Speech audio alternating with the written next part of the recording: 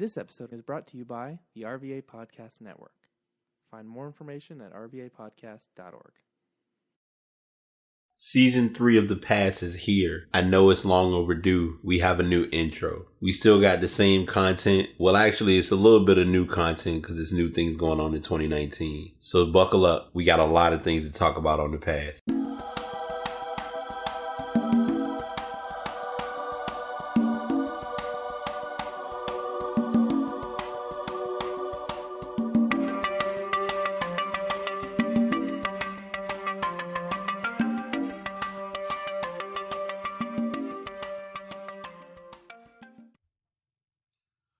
What's up, y'all? What's going on, man? Episode 270 of The Pass is here. I'm your host, BT. I am on Insta Live, so if you are already following me on Instagram Live, you will slowly see that populate. The Pass BT on Instagram. If you listen to this recording late, you can go back and watch the video on Instagram Live.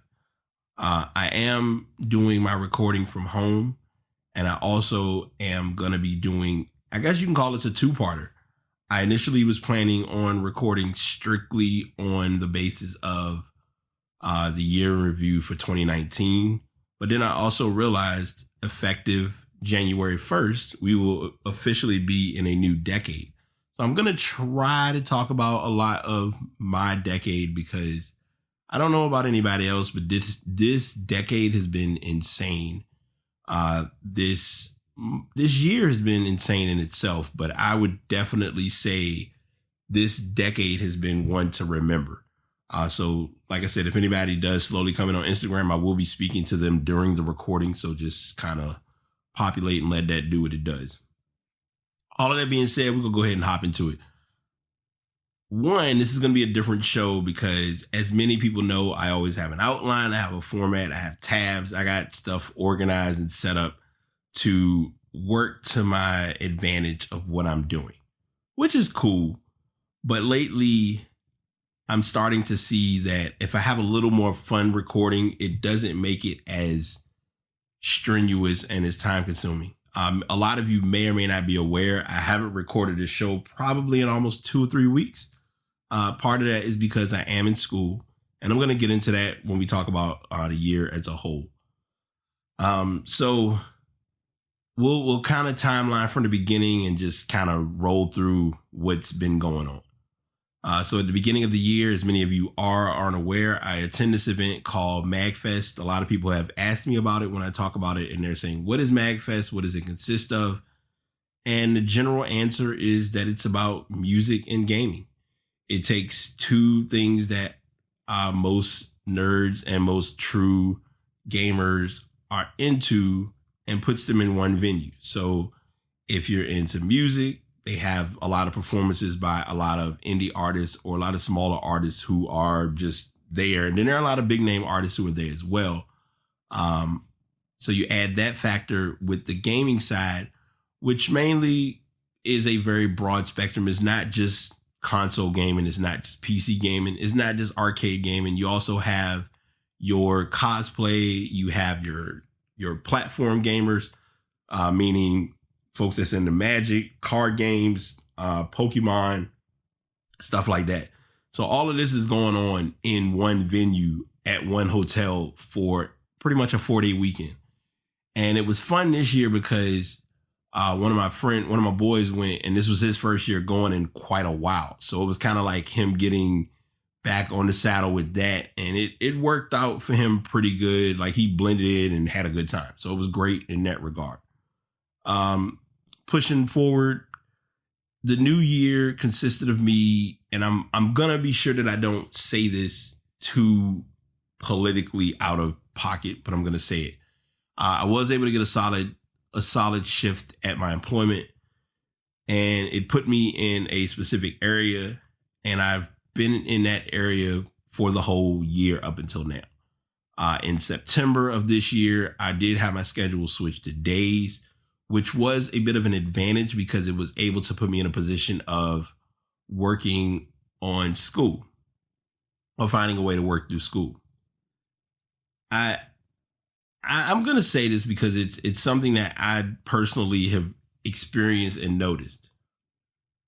we all hit points in our lives where everything just doesn't come together and we are just working through it.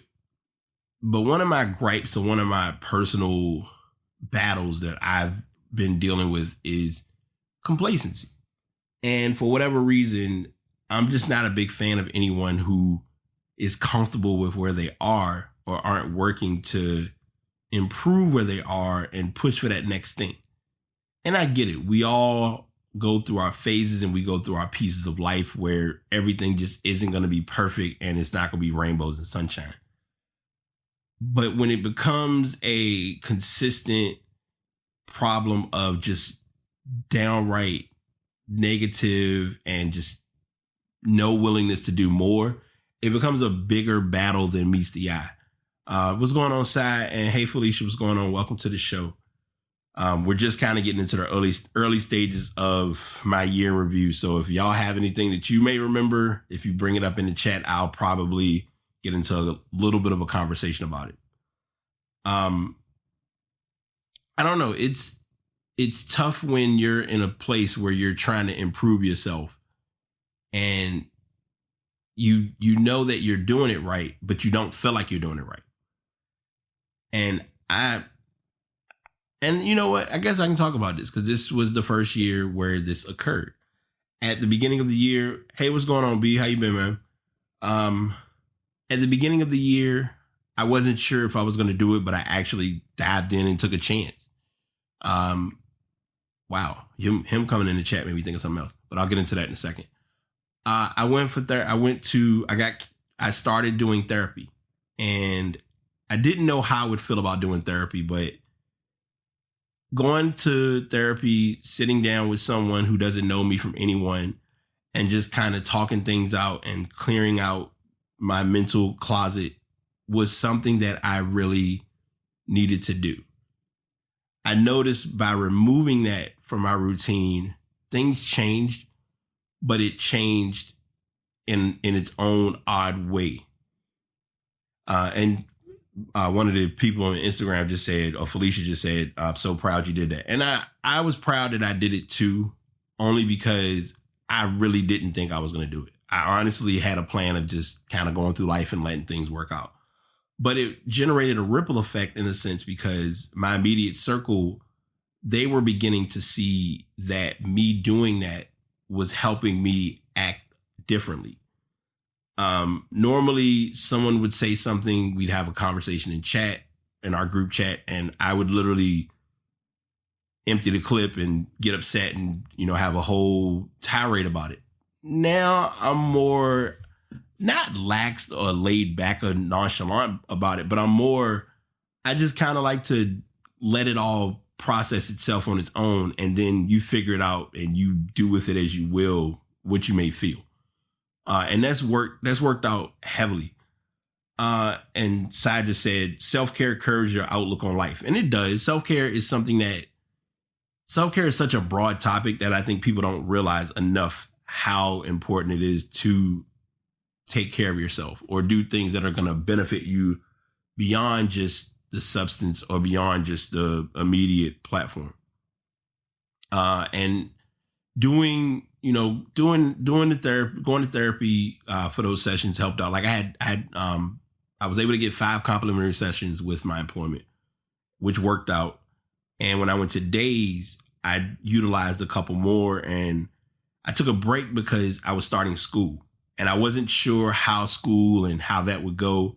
So it's a chance that it's going to pick up again in the new year. It's just a matter of, am I going to be doing it while I'm in class or am I going to be doing it after class? It's likely going to be after I'm finished graduating. And I'm going to talk about that, like I said, in a few. I jumped a little more into my branding. As many of you may or may not know, my quote or my message leaving 2018 going into 2019 was be reliable. And I really didn't understand the be reliable theory or analogy that much at the time. But now being reliable is something that I want people to, I looked for others to kind of come to me for when able. And I know everyone can't confide in everyone for things. And sometimes I don't want to be the confiding point, but I also know if it's my place or it's my time to do it, I'm going to give my input as possible. And I did. Like, I was very, very helpful in knowing how to be a venting resource. And I had to learn a lot of myself as far as people when they needed to talk and when they needed to vent, because some people are good at venting to you, but they're not good at really getting any information or feedback from the venting. And I had some experiences with that a couple of months ago, and it kind of changed the communication with that person. 2019 communication was huge. And I left that. Before I go into communication, let me backtrack. Rely on BOT started. It's, if you are unaware, if you look up Rely on BOT on Instagram, Twitter, Facebook, most social media platforms, I have a CoralFlow or CoralFlow account where I share some of the work that I've done, and it's been a journey in itself to get in the habit of designing. I've become, or I accepted that I'm a content creator. As most of you already know, you're here listening to it now. I do a podcast I try to do a podcast every week. That is a form of creation. And I also keep a weekly blog, which is about to go through a bit of a change. I may be changing the look. I don't know yet, but I'm working on some stuff with that. I also do designing as far as web design primarily, but also doing graphic design. Starting a business and not knowing how to start a business is something that I got a very, very true reality check on this year. Brandon, who came in the group chat or came in the Instagram recording, reminded me of designing because one of my former coworkers asked me to do a logo. And, he came to me just as cool about it and was like, hey, let's sit down, let's talk, plan some time out, and I need you to help me with my work. And I was like, I don't know, because I don't know if this is something I'm into. I'll see, give it a try, see what I can do. Well, he helped a bit with what he was trying to bring to the table, and I was able to kind of look at what I'm able to do.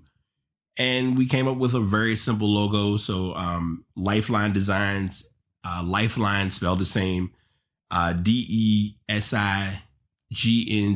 I hope I'm pronouncing that right, or I'm spelling it right. If not, I'll put the link in the show notes for his business. I did his logo, and I was just kind of in the baby stages of logo designing with working on that because it was just, he wanted that main image to be kind of the foundation of what he was working on. I did his logo. I did my friend's logo, who's in my Instagram live, and his was not really. I mean, he kind of left it up to me to work on it a little bit, but I was just like, okay, this shouldn't be too hard, but it wasn't. It wasn't that hard. It was more so me really having to know that I can do this. And it was a confidence factor. So I did his logo as Brandon Bruce. And it's basically his initials, the B's on both sides. And one B is facing the wrong direction and the other one is facing the correct direction. But they're two B's like back to back, which is, it was fine. But when I looked at it and I really finished the design, like that was when I was in like my stencil space. Like I have a notebook on the floor that I was kind of like, let me start learning how to draw and how to design. And I even have like an art book that I'm going to be working on reading next year. And I'm going to get into reading too. Like, wow. And then it doesn't help because on this side, you all on Instagram, on Insta Live might not see it right away, but I'll show it briefly. Those are goals that I'm working on. I really don't want to show too much of it because I don't want to give too much of my hand away of what I'm working on. I'm just going to work on stuff and let it come to fruition. But I worked on his logo. It went pretty good. The first logo that I did for Lifeline Designs, he had recommended his mom, wanted the logo. I kind of got a crash course on realizing how I needed to be more accountable and be time efficient and manage my time wisely and make sure that I'm in place to do what I'm supposed to be doing, which I did, but I didn't. And I lost the contract because of that. And that was one that I had to hold an L for. I did another design for someone who wanted their brand. And I'm putting most of those out there, but I'm also not going to, I'm going to be a little confidential because there's always the good and the bad, but there's not bad in a bad way. It's just bad as in there was things that I had to learn in doing what I was doing. But, basically, they wanted a design to implement a couple of images in it. I'd probably sent back at least 5. It was well over 10 images or designs for the person. We couldn't come to a solid state on what they wanted for their design, which ended up with me not being able to get them what they needed. And so it was tough for me because I, had the contract written up. I'm working on stuff. I'm designing, and everything was just kind of kicking back. And eventually, I was like, I don't think I'm going to be able to give what you're looking for on your designing work, which happens. It's fine. It's understandable. It's one of those things. Well, that was one of those I had to pay back, and I wasn't sure how that would go. I even joined a African American graphic designing group, which has been awesome. Like anyone, and I'm going to tell this now because I want to bring this to attention before I forget. There are a lot of people who are in that group that I've personally been adding, and I'm adding them for the sake of networking, getting ideas and tips, but also trying to possibly see if they have clients once I can get my portfolio or my brand to where I want it with what I'm working on. And that's going to go into my book reading, which I'm going to get into in a second. So I did that design, ended up paying back. That one was a hard hit. Then someone else came to me, wanted to design. We sat down, we had a meeting, we were talking. I thought everything was good. I came to them with the design they were looking for, didn't get a response, was kind of confused by it. And the odd part is we're genuinely like social media friends, as far as I've contacted her before on just general conversation, even down to her significant other needing a notebook, or, I'm trying to find like a good daily planner and getting some suggestions and tips, and, that conversation going the way it did, and no response. And I was like, well, I guess we're good. I don't know. So I had that go on, and pushing it to where we are now, I'm beginning to realize that I'm open to taking more risks on how I design. Meaning I don't have to necessarily just design the typical, hey, let me throw a logo together and I need to be paid for it. I'm personally in a space now where I'm more inclined to just designing and letting my design speak for itself. And that's just what it is. Tashia, what's up, sis? Miss 151, how you been? Welcome to the show. So I've gone through my fair share of learning curves and processing with designing, and I've even pushed in doing promos, and I'm gonna work more on how to promote what I'm doing and not just think that because I do this that others are gonna know that it's what I do. So I'm working on that big time. But moving on from designing, reading has not been my best friend this year. I've been very selective, very sporadic with how I've read books. Right now, where's my book bag? The book that most people are seeing in front of me a lot is bullet journaling. I'm trying to perfect the art of bullet journaling. It's going to be backwards. I'm just going to warn you now, but this is the book that I'm reading, The Bullet Journal Method. It is by Ryder Carroll. He's kind of the person who started it.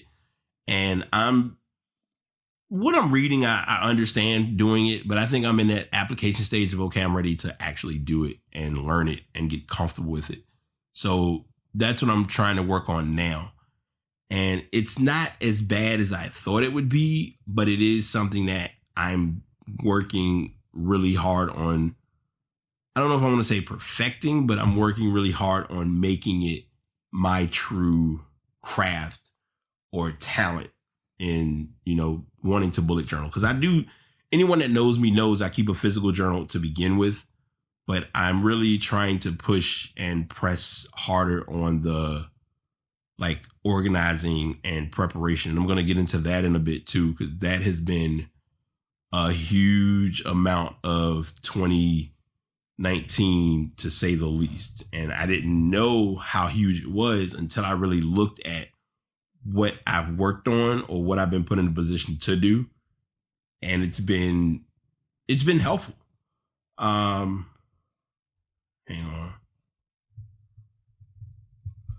on.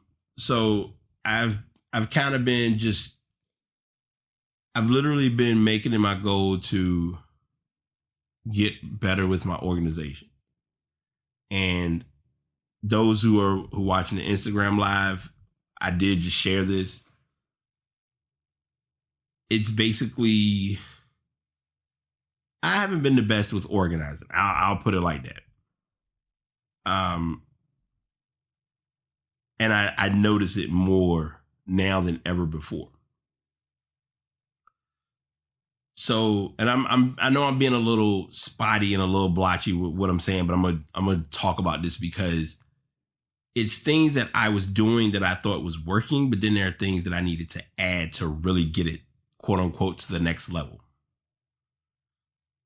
Last year, most people would see it, and it wasn't anything like as a revelation or anything surprising. And I'm looking at it now because I'm recording in my room.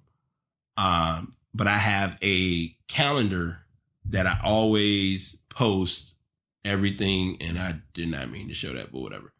This is usually my little setup of everything that I'm trying to get done for the year or for the month. And no one can if you're not physically seeing my Instagram live, then you won't have a clue. But basically, I kept a monthly calendar. So when it comes the 29th, the 30th, 31st, when it's near the end of the month, I clear the calendar and I do the next month, write all the days out, write everything that I plan on doing, putting everything into my calendar and making it a part of my routine. So I was doing that as a form of organization, worked out, and it's good to physically see as needed. Then I bought a cork board, which I personally look at as a part 2 of a vision board because your visions change constantly, in my opinion. I'm not saying that applies to everyone, but for some of us, I know at least for me, my visions change by the day. And so I got a cork board. I mean, I was writing up stuff on there all the time of everything I'm going to do.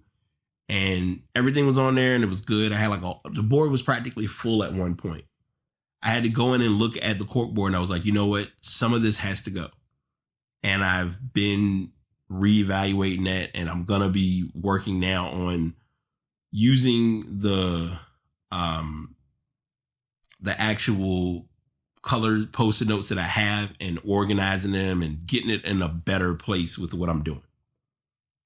So I had that part going.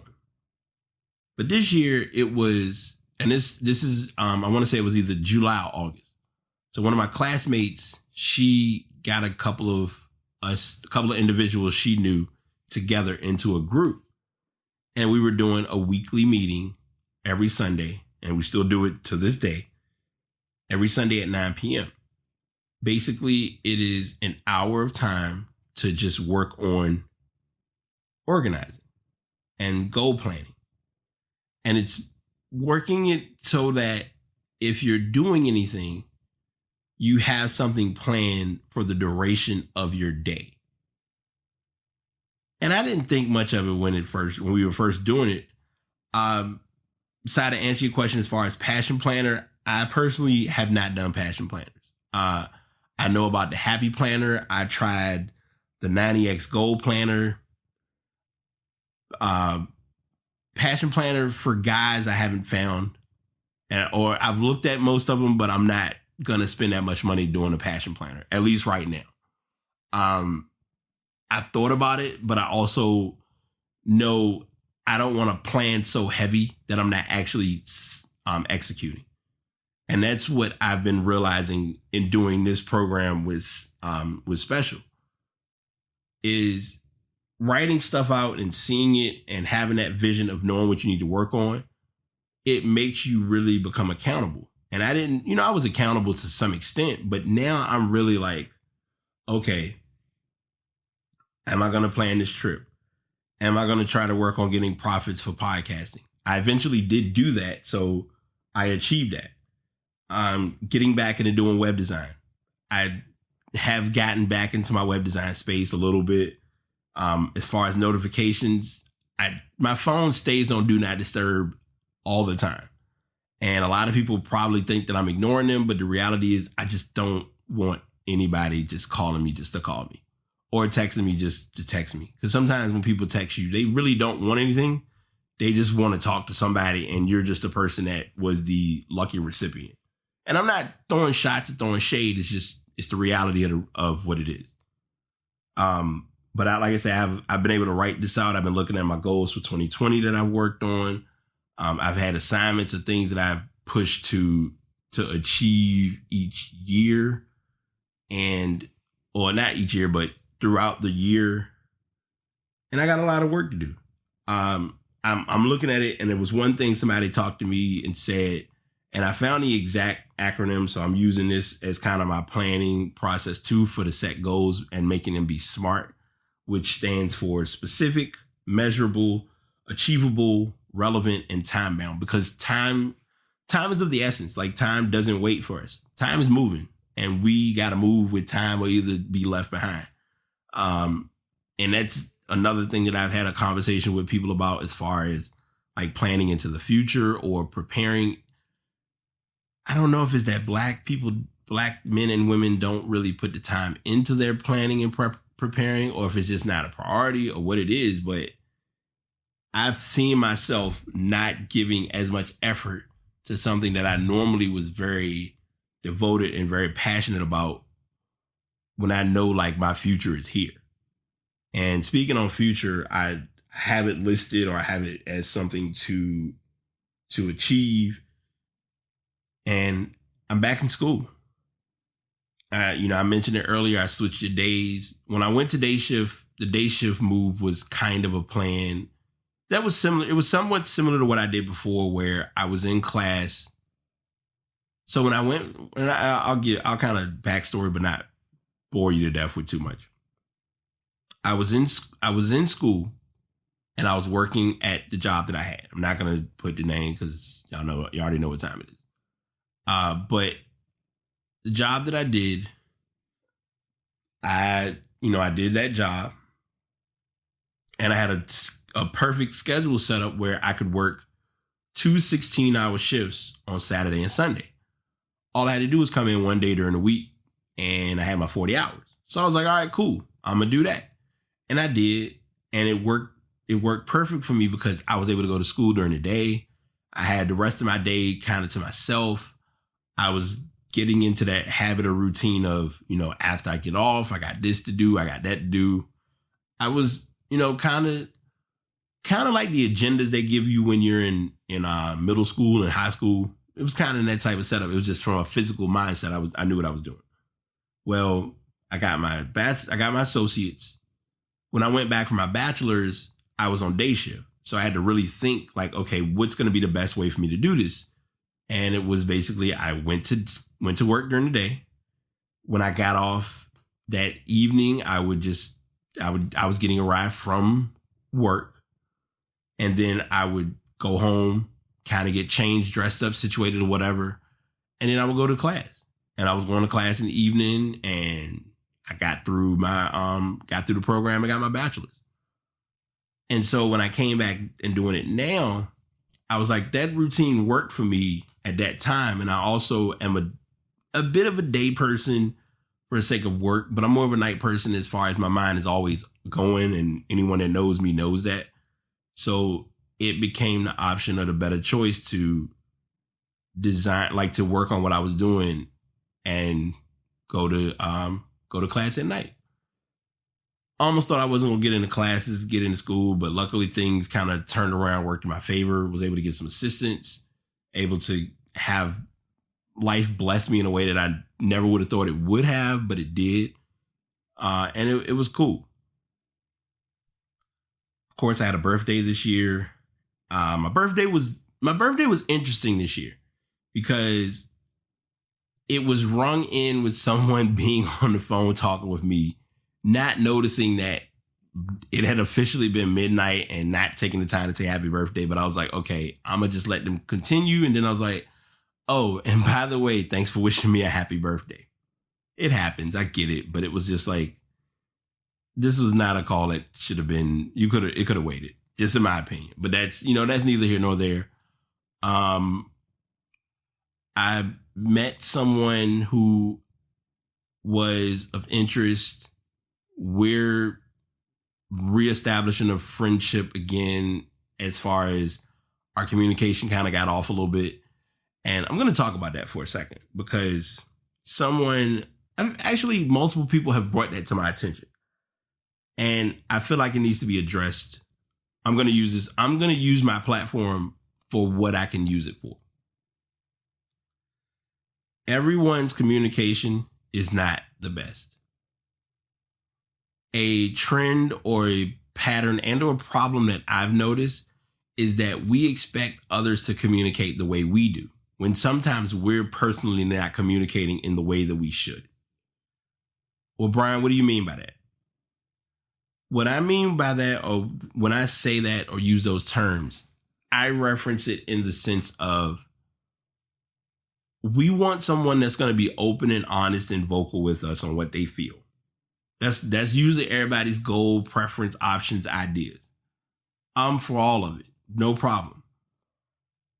What I'm not for, or where I kind of get a little perturbed or concerned about it, is the people who ask for that extreme of communication aren't good at communicating on a regular or consistent basis when it matters most. I don't expect when anyone talks to me that I need their full-fledged, full-blown, undivided attention. But I also don't mind if it's, if you are doing something else and what I'm talking about isn't a priority or a thought to you at the moment. I get it. It's not something that you are caring or concerned about. Just tell me, hey, this is something I want to hear about right now. Or at least try to give me attention. Like fake along with the attention and I'll be okay with it. That's really, I don't know. I'm probably circle talk that a little bit with the communication bit, but everyone's communication isn't going to be consistent, number one. And number two, we want open communication, but we don't know how to openly provide that communication for the sake of what we need. And you have to be sure to realize or factor that in when going into the communication back. And I'm just going to leave it at that.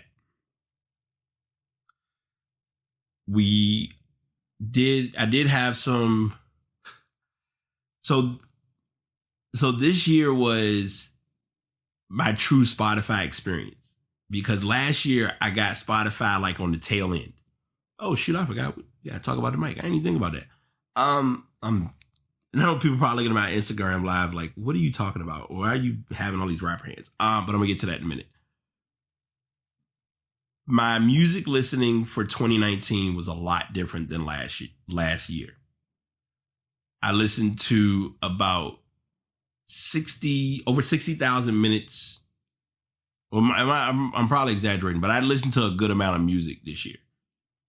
And I made it my goal to just listen to what I could while I could, when I could, because I like music. Anyone that knows me knows I'm going to play something new, something different on a regular basis, because there's so much music to listen to and so many songs that are worth the consumption of being open to hearing what's out there.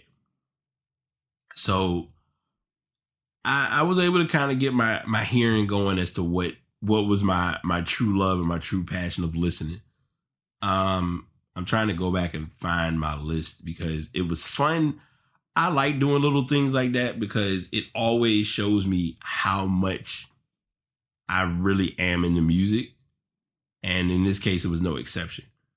All right, my bad.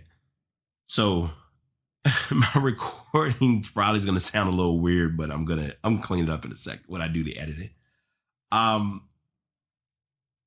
of fact, I'll add a mark just to be on the safe side. I'm gonna say this, and I'm only saying it because it's just me being me. There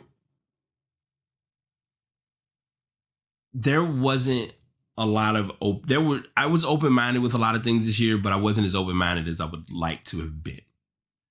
I was very challenged by change, but I also took on chances and risks that I normally wouldn't have taken on. I look back and I think about, like a friend of mine was talking to me about it today, or not today, but a couple of days ago. She was like, "You look like you travel a lot." And I was like, "I traveled. I mean, I get in the car and go places, but I didn't go as much as I would like to. I really didn't leave Richmond per se to take any big trips. A friend of mine who lives in Tennessee, I'm overdue to meet her or visit her since, her move. There's just a lot of stuff that I feel I left behind and I shouldn't have. And it's not right to me as a person. I even thought about this, and this is something that I mentioned to one of my coworkers, and he brought it up as a perfect idea, and it's something that I'm pushing for. Is I'm planning to take a cruise in 2020. It's things that there are things in our lives that we should try to get done while we're able to, and if we don't, time is just gonna pass by, and then we're sitting there with the what if, like shoulda, coulda, woulda look. When it's like, if you have the opportunity to do it, try it, give it a chance. What's the worst that can happen? And that's what I'm being put in a position to learn lately. And this is gonna be an interesting piece to talk about on the podcast, because I literally didn't think about it until I was looking at my equipment.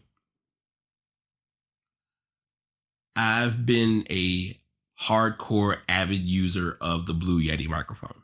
If you go back and listen to any of my podcasts from this year, you will literally hear me say, Yeti is bae, Yeti is life. Love the Yeti. Loved it. Like, adored that speaker. Adored that microphone. I gotta get in the speakers too. I forgot about that. I had I had my speaker, not my speaker, I had my mic, and I was doing a recording with a guest. Let me get this out the way now. This year, I took a lot more risks with guests. Next year, I plan to take even more risks with guests as far as having them on the show. Because I feel as though you can never have too many guests or too many people talk on the show. I'm bringing that up and I'm talking about that because I was doing a show with someone, and she was one of the most chill people to have on my podcast, because we were talking about Apple, talking about the keynote, everything that was coming, all of that stuff. And so we're recording, and she was telling me, like, well, your audio sounds off, something don't sound right, it's kind of weird. And I'm thinking, okay, whatever, it ain't a big deal. I looked at my microphone, I'm noticing the sounds, I'm picking up everything, and I'm just like, yeah, something happened. I don't know if it was me being clumsy, if I dropped the mic at some point and it had a moment, whatever the case may be. I was micless for a bit. So I had to get into emergency mode of, okay, I got to do a recording and I got to do what I need to do to get my show how I want it. Because if I do bad quality for this recording, it's not going to go well for me doing this podcast. So after the show ended, I went to a music store and I went back to my roots. I went back to the Samson Meteor. Samson Meteor is a nice startup microphone. I tell this to people all the time. The problem is it's efficient. It's as efficient as it can be. And here's what I mean when I say that. It'll do its job, but when it comes to you really trying to get like your maximum potential out of it, it's not the one. And this is primarily solely from my opinion. So, I'm using that mic. I did about 2 or 3 episodes with it, and I was like, nah, I gotta switch it up. I gotta change it up. And so I went with what has worked, and that is, despite the junk on the floor, the Blue Yeti. The Blue Yeti X. When I tell you that I am in love with this microphone, I am making sure I don't make any mistakes that I did before with microphones. The sound quality is good. I've so far since using it, like I know a lot of times people when they use microphones, they put the windscreens, the pop filters, and I've left this mic as it is, let it record. A feature that it has that I'm still not used to is it doesn't matter how loud or how quiet I get. It keeps the level, it levels the audio in a way that I'm not used to. Like normally when I'm doing recordings, I got to go in and change this and change that. The only thing that I have to change with these recordings now is to just get background noise removed. But otherwise, everything else, the microphone kind of does everything for you. Podcasting has been something that I never would have thought would get to where it is now for me as a brand. And I say it that way because when I was first doing podcasts, and I've talked about this on the show from time to time, I would kind of just say, all right, let me get on the mic. We're going to talk, have a good time, chill, whatever. And whatever happens, happens. But I was beginning to see myself more attached to knowing the routine of how to make my podcast successful and how to make it work for what I'm trying to do. And it's worked. I've been more receptive to how I record. I've been more open to being a little bit more risky with what I say. And it's been a good thing with the podcast. That's really all I got for the mic story and the podcast bit. I don't have the stats in front of me at this immediate moment, but we're going to likely be finishing we're going to finish whoever else is set for a sport for NFL. It just gonna have to. We'll just let it be what it is. But I've capped my season for for football as far as weekly picks. Did okay, wasn't the best, but I got through it. Chelsea played like trash today, and my other teams have kind of been just doing what they can. Carolina's been showing me that they're Carolina, so I'm not surprised by anything that they do at this point. And that's kind of the bottom line for that. I said I was going to do a decade in review. I don't want to rush the decade in review, so I may have an actual outline and a format and kind of look through, think in my head like, okay, what happened in 2011? Like 2013 is probably going to be the year that sticks out to me the most out of the decade. If I were really to do it on a blind freestyle conversation, because 2013 2013 and 2018 are 2 years that will stand out to me for a long time in 5-year stints, because it was points that I practically was near my lowest. So I guess I'm doing the decade in review now. So two things. One, this is still going to be the continuing of the recording on the actual podcast. But if you are listening to this or watching this on Instagram or Insta Live, it's going to probably cut off in the middle of this conversation. So if you want to hear the rest of it, the past BT. And I do need to remember to do this because we're 44 minutes in, and I need to remind listeners, if you aren't doing so or have not done so already, be sure to subscribe to the podcast. Most of all, leave a rating, leave a review. That lets me know what I'm doing right or could be working on to make the podcast better. So I want to remember to do that more often.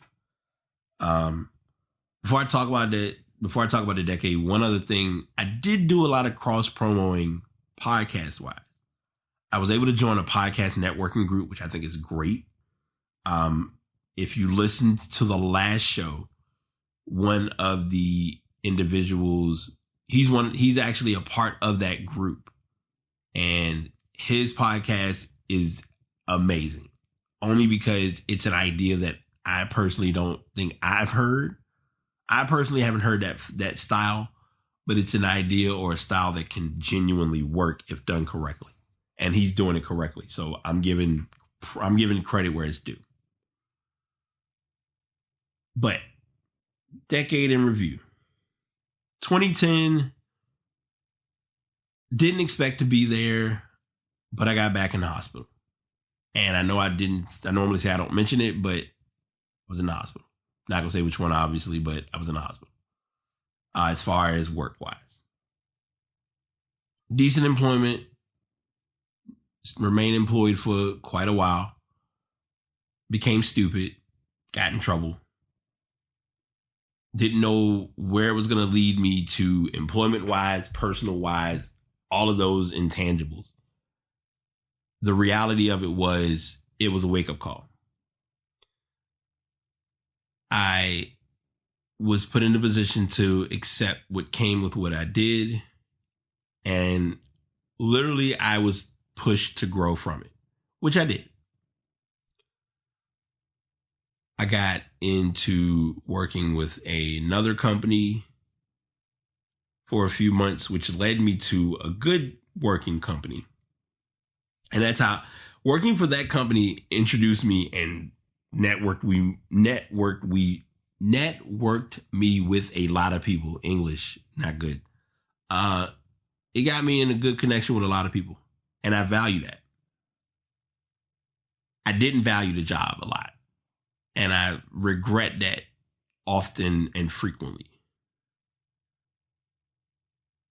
When it came time for me to be released from that place, it turned into a true reality check for me in knowing that I had a lot of growing up to do. Being where I am now, back in the place, like it's kind of almost like this decade came full circle. Bottom line. The start of the decade, I was working with this place. The end of the decade, I'm working with this place. I don't plan to be with this place in this upcoming decade. And if I am, it's going to be in what I want to do as a career, not as a job. And that's something that is almost my immediate pass the message to share. Is if you're doing something, you should be doing it and looking at it as possibly a career, let alone something that you enjoy doing. But if it's being done and you're not getting the true joy or excitement out of it, it's going to show. And that's just the best way to put it.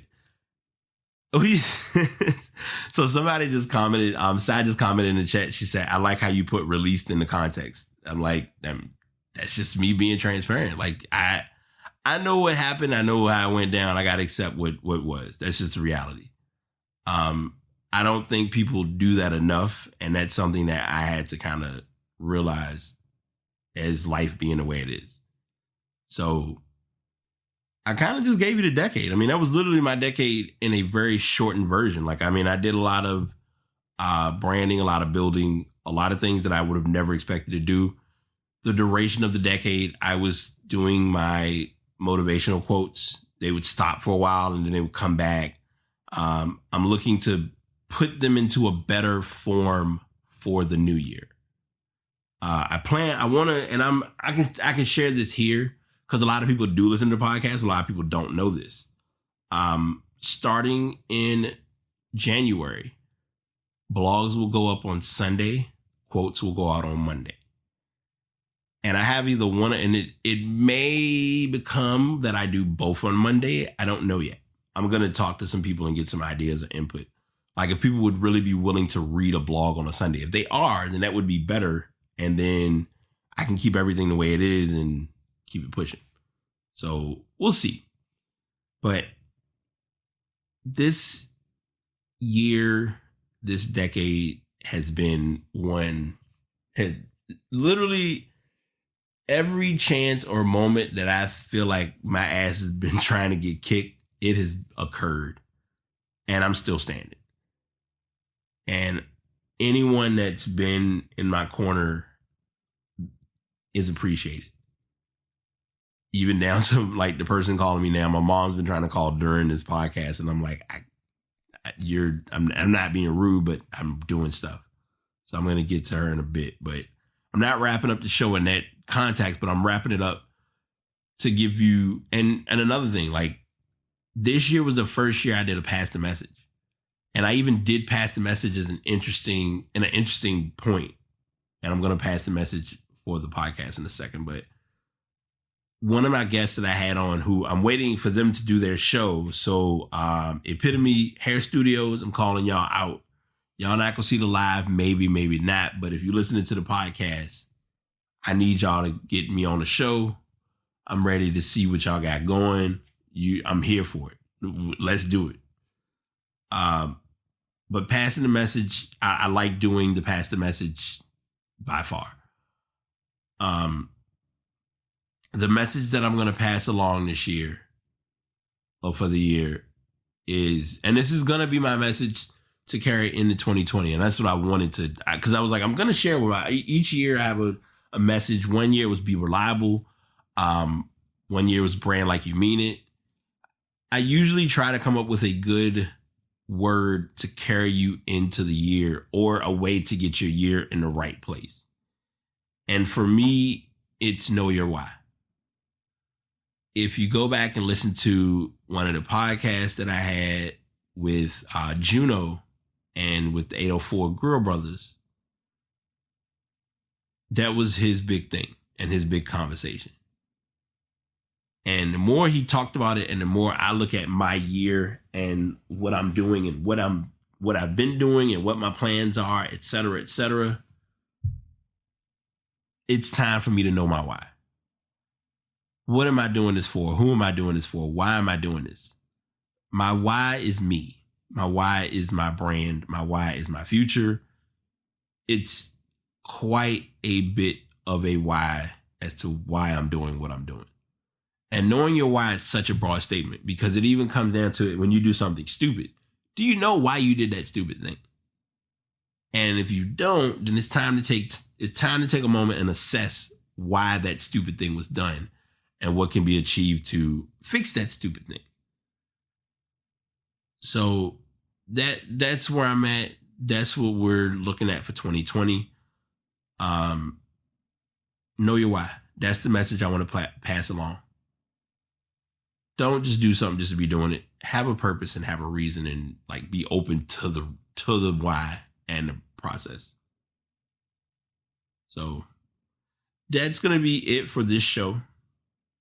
I'm going to work on timing more for shows and trying to keep them under an hour. I can't make any promises, but these are fun shows.